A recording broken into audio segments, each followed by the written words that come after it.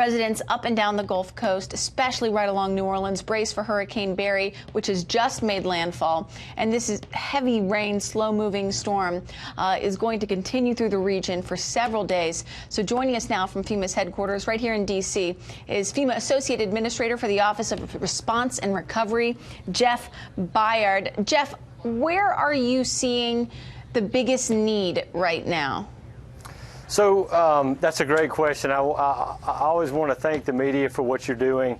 You know, the biggest need that we see is to continue to get the preparedness message out and really the seriousness of this storm. You know, this is a very slow-moving storm that's going to dump a lot of rain and continue to dump a lot of rain on areas that have been experiencing flooding for several months now. So, you know, the biggest need that we see, and you're a part of that team, is to continue to get the message out that, you know, don't try to drive through water.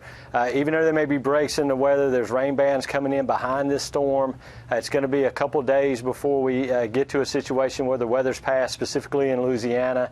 We'll have continued threats even north of Louisiana. But, you know, our need right now is exactly what the locals' need is and the state's need is to make sure that we're getting the preparedness message out and really the warnings. And how worried are you that, you know, people hear, Cat 1, not too big a deal. How worried are you that folks in the region aren't taking the storm as seriously as they should?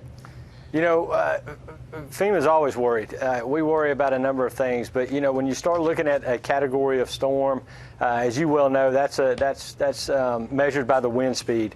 Really, the deadly parts of a storm are always the water, whether that be the surge coming from the Gulf in this case, or the rain that's coming from above. So, you know, we would say don't necessarily pay attention to the wind speed on this one. It is the rain. It is that really flash flooding that can hit you soon, and then the follow-on river flooding that we're going to be monitoring.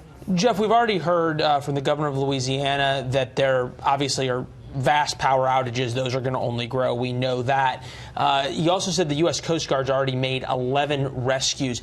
How does things change for you all when you're trying to stage now for the inland flooding? Talk to us about the resources that are north ready to move south now that Barry has made landfall.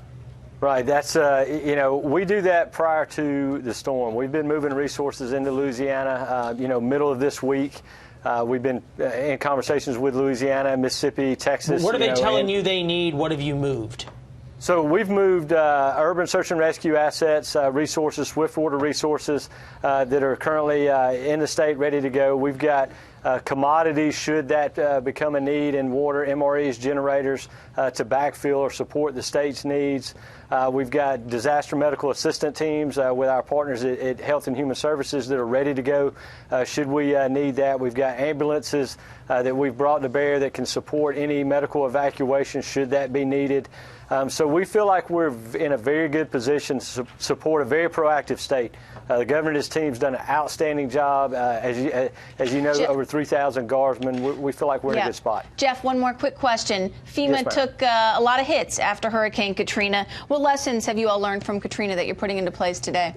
You know, we learn a lot of lessons in every storm. One of the major lessons that we've learned is just what we talked about, ma'am, the ability to move resources well prior to a storm. And we've done that. We're ready to go. The president authorized an emergency declaration a couple days ago. That gives us the authority we need to support the state.